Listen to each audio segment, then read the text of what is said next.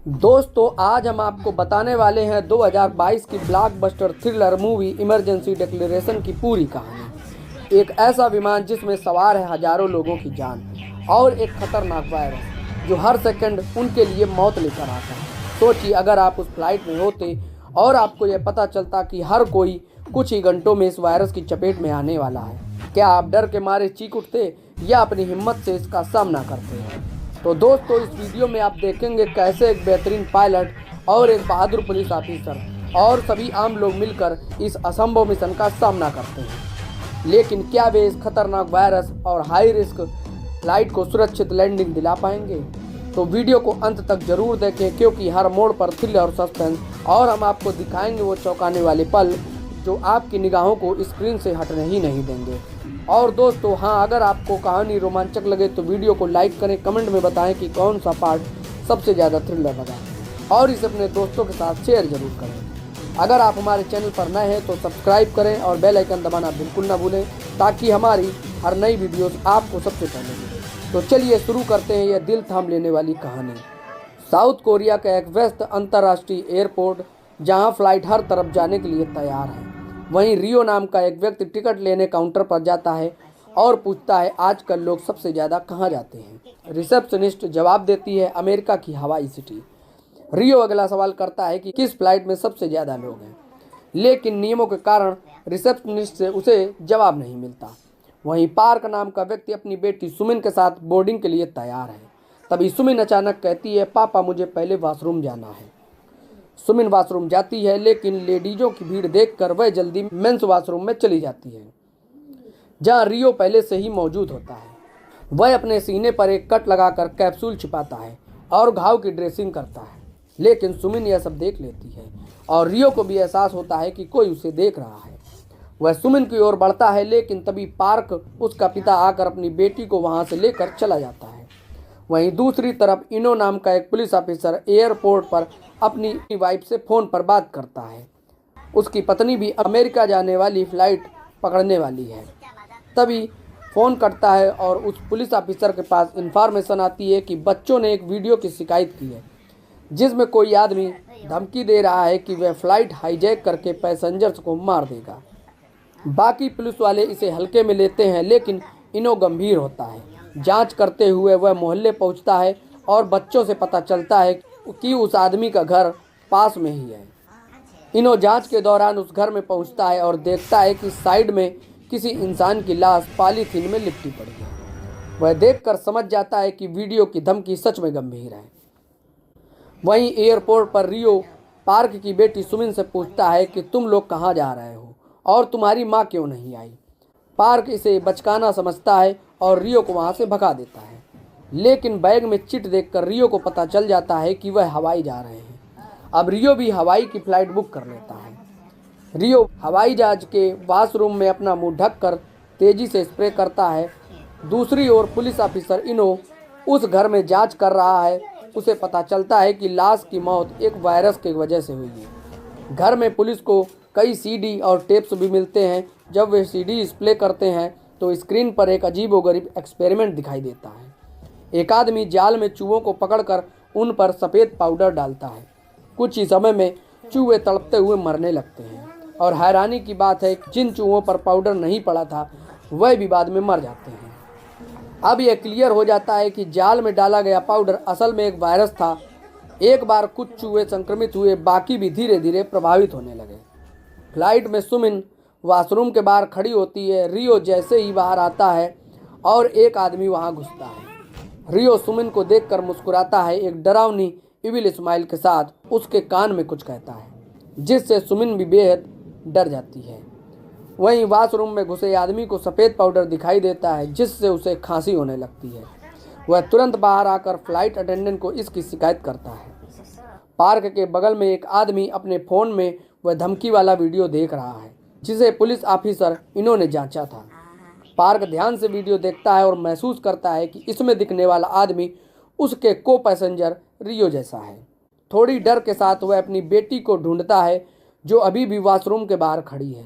Park video flight attendant को दिखाता है लेकिन चेहरा स्पष्ट नहीं होने की वजह से वे मानने को तैयार नहीं। कि रियो ही धमकी देने वाले वीडियो में है। सुमिन बहुत घबरा जाती है। वह अपने पिता से बताती है कि उसने एयरपोर्ट पर वॉशरूम में रियो को अपने शरीर में कैप्सूल छुपाते हुए देखा था और थोड़ी देर पहले उसने उसके कान में कहा कि फ्लाइट के सभी लोग कुछ घंटों में मर जाएंगे। अब फ्लाइट क्रू को भी कुछ गड़बड़ी का एहसास होता है। एक फ्लाइट अटेंडेंट रियो से पूछताछ करती है। रियो बताता है कि वह साइंटिस्ट है और किसी कार्यक्रम में भाग लेने हवाई सिटी जा रहा है, लेकिन पर्सनल सवालों का जवाब देने से साफ इनकार कर देता है। इसी बीच उधर पुलिस टीम जांच के लिए एयरपोर्ट पहुंच चुकी होती है। तब काउंटर पर पूछताछ के दौरान इनो को पता चलता है कि रियो हवाई जाने वाली फ्लाइट में सवार हो चुका है, जिसमें उसकी खुद की वाइफ भी मौजूद होती है। पुलिस होते हुए भी इनो के होश उड़ जाते हैं। फ्लाइट में वॉशरूम में घुसे उस आदमी की स्किन धीरे धीरे खराब होने लगती है। चेहरे पर रेसेस उभरने लगते हैं। उसकी एक आंख की नस भी फट जाती है और वह खून की उल्टियां करता हुआ बाहर आता है और बीच फ्लाइट में गिरकर तड़पता है और बेहोश हो जाता है। यह दृश्य देखकर सभी पैसेंजर्स दहशत में आ जाते हैं। तभी एक डॉक्टर चेक करने के बाद कंफर्म करता है कि वॉशरूम के बाहर आया हुआ आदमी अब मर चुका है। अब पार्क समझ जाता है कि इसके पीछे रियो का ही हाथ है।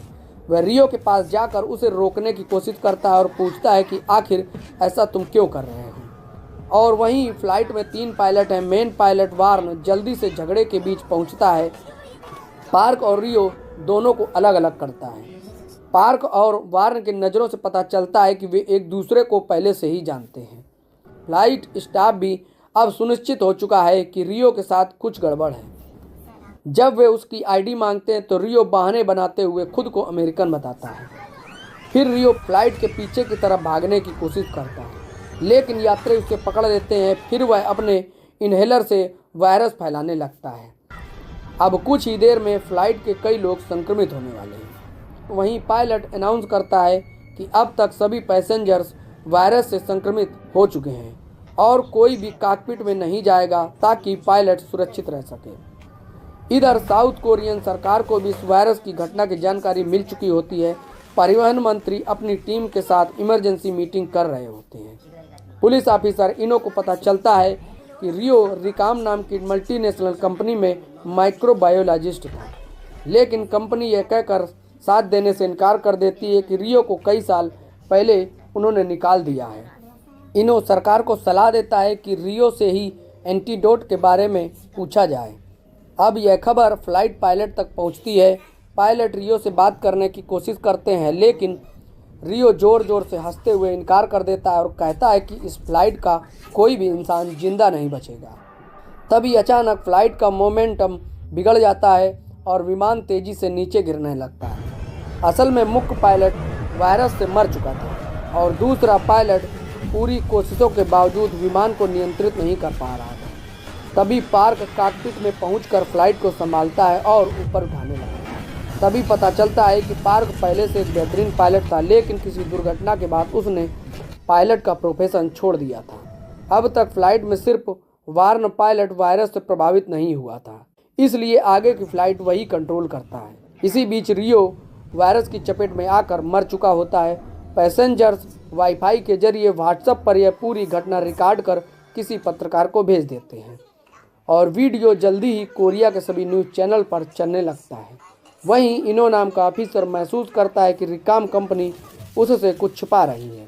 वह डायरेक्टर से मिलने ऑफिस जाता है, लेकिन कंपनी के गार्ड्स कहते हैं कि उनके पास अपॉइंटमेंट नहीं है। इनो गुस्से में कंपनी के लोगों के साथ मारपीट करता है और कुछ मीडिया वाले इस पूरी घटना का वीडियो बना लेते हैं। तो वहीं अब फ्लाइट में एक एक करके पैसेंजर्स और पायलट अटेंडेंट की मौत होने लगती है, क्योंकि वायरस तेजी से उन लोगों को संक्रमित कर रहा है जिनकी इम्यूनिटी कमज़ोर है। अब फैसला किया जाता है कि जिन लोगों की स्किन पर वायरस का असर दिखना शुरू हुआ है वे फ्लाइट के पीछे रहेंगे और जिन पर असर नहीं हुआ है वे लोग आगे की तरफ रहेंगे। पार्क और उसकी बेटी सुमिन अभी तक सुरक्षित है। पार्क और सुमिन फ्लाइट के आगे की तरफ बढ़ते हैं, लेकिन एक यात्री रोकता है और कहता है सुमिन के हाथे पर हल्के रेसेस दिख रहे हैं। पार्क समझाता है कि यह उसकी एक्जिमा की वजह से है, लेकिन बाकी पैसेंजर्स भी इसे नहीं मानते हैं और झगड़ा खत्म करने के लिए सुमिन पीछे जाने के लिए अपने पिता से कहती है। कुछ ही घंटों के बाद फ्लाइट अमेरिका पहुंचती है और लैंड करने वाली होती है, जिससे यात्रियों को राहत मिलती है। लेकिन तभी अमेरिकन कंट्रोल टावर से संदेश आता है इस फ्लाइट को अमेरिका में लैंड करने की अनुमति नहीं दी गई है। वायरस की खबर अब अमेरिका तक पहुंच चुकी होती है। अमेरिकी अधिकारियों का कहना है कि इस फ्लाइट को अमेरिका में लैंड नहीं कराया जा सकता ताकि लोगों की जान खतरे में न पड़े। कोरियन गवर्नमेंट ने पायलट को आदेश दिया कि फ़्लाइट को वापस कोरिया लाया जाए। पैसेंजर्स इस खबर को सुनकर धीरे धीरे उम्मीद खोने लगते हैं। इधर इनो नाम का ऑफिसर अपनी जांच में पता करता है कि सागून नाम का आदमी जो पहले रियो के साथ उसी कंपनी में काम करता था और हाल ही में कंपनी छोड़ चुका था, रियो के प्लान के बारे में वह कुछ तो जानता होगा। इनो पुलिस के साथ उस आदमी के घर जाता है, लेकिन सांगून उसे देखकर भाग जाता है। बाकी पुलिस पीछे रह जाते हैं, लेकिन इनो हिम्मत दिखाते हुए सांगून का पीछा करता है। तभी इनो की कार का एक्सीडेंट हो जाता है और वह खुद को बचाने में असमर्थ हो जाता है। तभी सांगून खुद इनो के पास आता है और एम्बुलेंस बुलवाता है और इनो को सुरक्षित करता है। वह बताता है कि रियो ने भी उसे धोखा दिया था और वायरस के इस पूरे कांड में उसका कोई भी हाथ नहीं है। वह बताता है कि वायरस SC1 रिकाम कंपनी ने काफ़ी समय पहले अवैध तरीके से बनाया था। इसे बनाते समय कई साइंटिस्ट मारे गए। रियो की लापरवाही के कारण कंपनी ने उसे निकाल दिया था, लेकिन रियो ने फार्मूला चुरा लिया था। इधर फ्लाइट में पार्क और अटेंडेंट की बातचीत से पता चलता है कि पार्क पहले एक पैशनेट पायलट था, लेकिन एक दिन इंजन में आग लगने पर उसने कंट्रोल रूम के आदेशों को छोड़कर फ्लाइट की इमरजेंसी लैंडिंग करा दी, जिससे बाकी यात्रियों की जान बच गई, लेकिन 2 लोग मारे गए। इस हादसे के लिए पार्क ने खुद को जिम्मेदार माना और फ्लाइट उड़ाने का काम छोड़ दिया। दोस्तों, अब फ्लाइट के मेन पायलट की भी हालत ख़राब होने लगती है। वह खून की उल्टियाँ करता है और पार्क से कहता है अब तुम्हें ही फ्लाइट संभालनी होगी। पुराने हादसे के बावजूद पार्क इस इमरजेंसी सिचुएशन में फ़्लाइट को उड़ाने का फैसला करता है। इधर पुलिस ऑफिसर इनो अपनी जांच में उस साइंटिस्ट तक पहुंचता है जो वायरस से बचा हुआ था। वह बताता है कि रिकाम कंपनी के पास वायरस का एंटीडोट और वैक्सीन मौजूद है, लेकिन टेस्टिंग कम हुई है, इसलिए वह पूरी तरह काम करेगा या नहीं यह श्योर नहीं है। इधर कोरियन गवर्नमेंट कंपनी पर दबाव डाल रही है कि सभी जानकारी और एंटीडोट सरकार को दें। न्यूज़ चैनल पर बताया जाता है कि रिकाम कंपनी सरकार का पूरा सहयोग करेगी। इधर फ्लाइट में मेन पायलट वार्न की हालत अब बहुत ख़राब हो जाती है, इसलिए वह चाहते हैं कि फ़्लाइट की इमरजेंसी लैंडिंग जापान के एयरपोर्ट पर करवा दी जाए। जापानी एयरपोर्ट का कंट्रोल रूम फ़्लाइट को अपने क्षेत्र में घुसने की अनुमति नहीं देता और फ्लाइट को चेतावनी देता है अगर फ्लाइट उनके एयरपोर्ट के पास आई तो मिसाइल से उसे नष्ट कर देंगे। पायलट चेतावनी को नज़रअंदाज करते हुए जापानी एयरपोर्ट की ओर बढ़ता है, लेकिन अचानक फाइटर प्लेन आ जाते हैं। बड़ी मुश्किल से फ्लाइट उनसे बचती है और विमान को ऊपर उठाना पड़ता है। कुछ ही देर में मेन पायलट मर जाता है और अब पार्क विमान की मेन सीट संभाल कर फ्लाइट को कंट्रोल करने लगता है। इधर जापानी सरकार की चेतावनी के बाद वहाँ के PM प्रेस कॉन्फ्रेंस में बताते हैं कि वायरस का इंक्यूबेशन पीरियड बहुत ही कम है और फिलहाल कोई एंटीडोट काम नहीं करेगा। यह खबर कोरिया तक पहुंचती है और लोग अपनी सुरक्षा के लिए सड़कों पर उतर आते हैं। हालत इतने बिगड़ जाते हैं कि कोरियन फ्लाइट को वहां लैंड नहीं कराया जा सकता। इसी बीच पुलिस ऑफिसर इनो अपनी तरफ से पूरी कोशिश में लग जाता है। वह कंपनी के लैब में जाकर साइंटिस्ट से कहता है कि मेरी बॉडी में इस वायरस का एंटीडोट टेस्ट करो। साइंटिस्ट इनो को रोकने की कोशिश करते हैं और खतरे के बारे में चेतावनी देते हैं, लेकिन इनो उसे नज़रअंदाज कर खुद वायरस को अपनी बॉडी में इंजेक्ट कर लेता है। अब साइंटिस्ट को उसी की बॉडी में एंटीडोट टेस्ट करना होगा। कुछ देर बाद वायरस का असर इनो पर पूरी तरह दिखने लगता है। एंटीडोट देने के बावजूद भी उसे राहत नहीं मिलती और शरीर पर छाले पड़ने लगते हैं, जिससे वह तड़पने लगता है। इधर कोरियन लोगों का प्रोटेस्ट बढ़ जाता है। वे नहीं चाहते कि वायरस वाला जहाज उनके देश में इमरजेंसी लैंडिंग करे। फ्लाइट के पैसेंजर्स को भी यह जब पता चलता है तब वह अपनी स्थिति पर और भी ज़्यादा अफसोस करने लगते हैं। अब सबको पता चल चुका था वायरस का एंटीडोट काम नहीं करेगा, यानी बचने की अब कोई उम्मीद नहीं बची थी। इसीलिए पार्क कंट्रोल रूम को आखिरी मैसेज भेजता है, इस फ्लाइट में बैठे सभी लोग लैंडिंग के खिलाफ हैं। हम किसी देश को खतरे में नहीं डालेंगे, यह हमारा आखिरी सफ़र होगा। हम हवा में ही, ऐसा कहकर वह रेडियो कनेक्शन पूरी तरह बंद कर देता है। अब ना कोई सिग्नल जाएगा, ना कोई संदेश लौटेगा। विमान के अंदर सन्नाटा छा जाता है। हर यात्री अपने परिवार को आखिरी बार कॉल करता है। किसी की आवाज़ कांप रही है, तो कोई बस रो रहा है। सब जानते हैं कि अब यह काल उनकी आखिरी विदाई है। मातम का माहौल छा चुका होता है और उम्मीद की आखिरी किरण भी बुझ चुकी होती है। लेकिन तभी अचानक चमत्कार होता है। इनो की बॉडी पर एंटीवायरस का असर दिखने लगता है। वह होश में आता है और वह कहता है कि रिकवरी शुरू हो चुकी है और प्लेन को वापस बुला लिया जाए। इनो गवर्नमेंट से तुरंत रिक्वेस्ट करता है कि फ़्लाइट को कोरिया में लैंड करने की अनुमति दी जाए। कंट्रोल टावर खबर पाता है और पार्क से संपर्क करने की कोशिश करता है, लेकिन रेडियो कनेक्टिविटी पहले से ही बंद होने के बावजूद कोई जवाब नहीं आता। अंतिम रास्ता यही बचता है कि पैसेंजर्स के परिवारों के जरिए उनसे संपर्क किया जाए।